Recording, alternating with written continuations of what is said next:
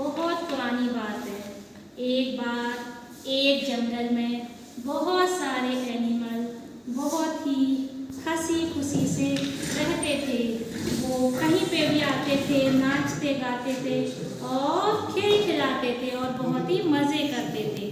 बस फिर क्या हुआ, ये अच्छा समय जल्दी ही बीत गया और उस घने से हरे भरे जंगल में एक दिन शेर आ गया। मुझे आवाज निकालने नहीं आती।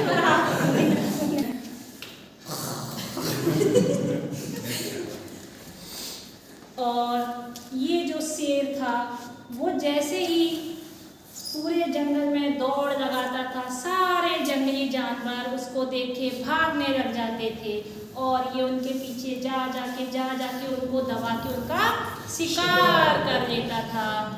और ऐसे करके फिर उसके बाद वो अपनी गुफा में आके छुप जाता था। ऐसे ही काफी लंबे समय तक ये चलता रहा। जंगल के जितने भी जानवर थे वो बहुत ज़्यादा परेशान थे।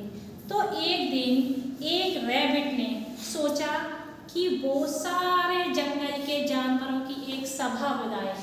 तो उसने सबसे पहले अपने फ्रेंड को, जो दूसरा रैबिट था, उसको बुलाया और दोनों ने आपस में कुछ देर तक बातचीत की और सोचा कि कुछ सल्यूशन निकाला जाए।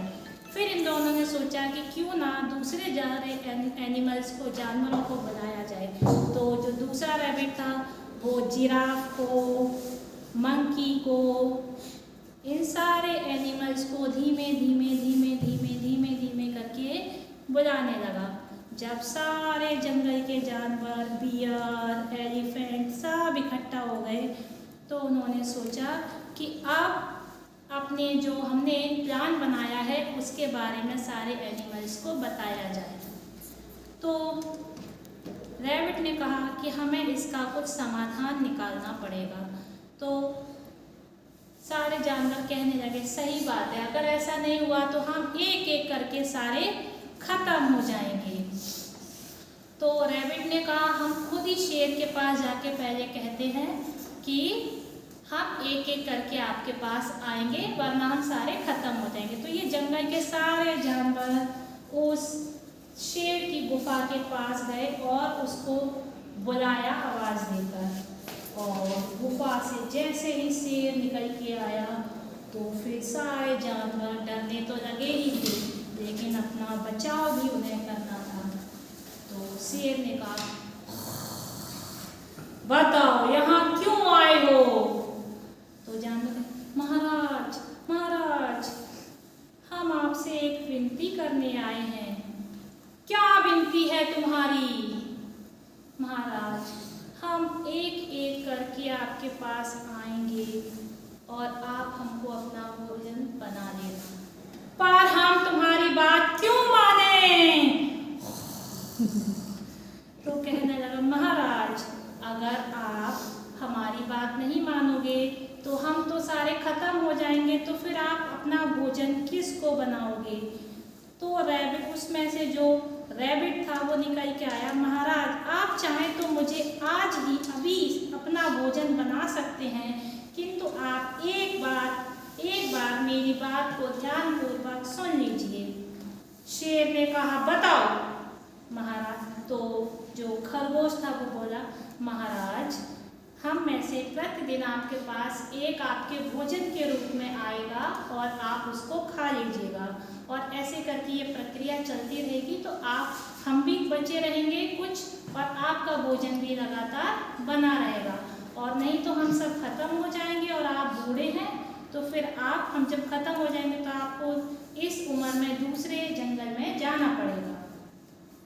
तो शेर ने कुछ देर तक सोचा और उसने कहा, ठीक है, मैं तुम्हारी बात से सहमत हूँ। और इसके बाद वो सारे जानवर जंगल को वापस चले गए। फिर एक एक करके हर रोज शेर के पास वो आने लगे और शेर उनको हमला करता, मारता, खाता और खा जाता। ऐसे करके कई दिनों तक ऐसा चलता रहा और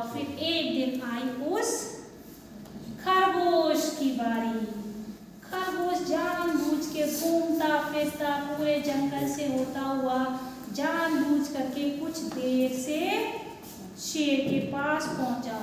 गुस्से में शेर चिल्लाता हुआ, तुम अब आए हो, मुझे इतनी जोर से भूख लगी है और तुम तो इतने छोटे हो, मेरी तो भूख भी नहीं मिटेगी। तो एकदम से खरगोश उसके कदमों में गिर गया। महाराज महाराज, मैं क्या करूं, मेरे साथ तो एक और जानवर आया था, सबसे प्यारा आपका हिरन, पर उसे तो दूसरे शेर ने खा लिया।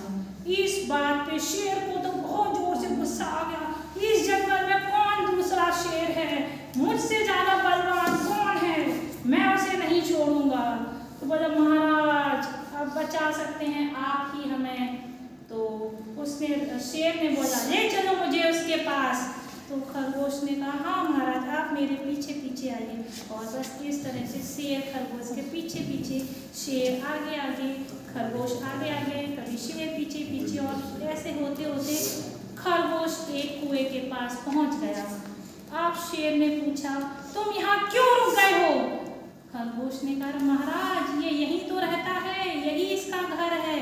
अरे यहाँ कहाँ रहता है, कि इसके अंदर ही रहता है, जब उसका मन होता है तो बाहर आता है। कि तो कब बाहर आएगा? महाराज अभी तो आपको ही अंदर जाना पड़ेगा उसको सबक सिखाने के लिए। तो शेर कहता, अच्छा ठीक है, मैं ही जाता हूँ। और इतने गुस्से में था कि वो इसके ऊपर कुएं में चढ़ गया, उस कुएं में, और उसने जैसे ही झांक के देखा तो उसे अपनी परछाई दिखाई दी। और वो कहा, अच्छा ये है शेर, अभी देखो मैं इसको सबक सिखा के आता हूँ। और वो गया, इसमें पानी में डूब गया और फिर मर गया, कभी वापस नहीं आया।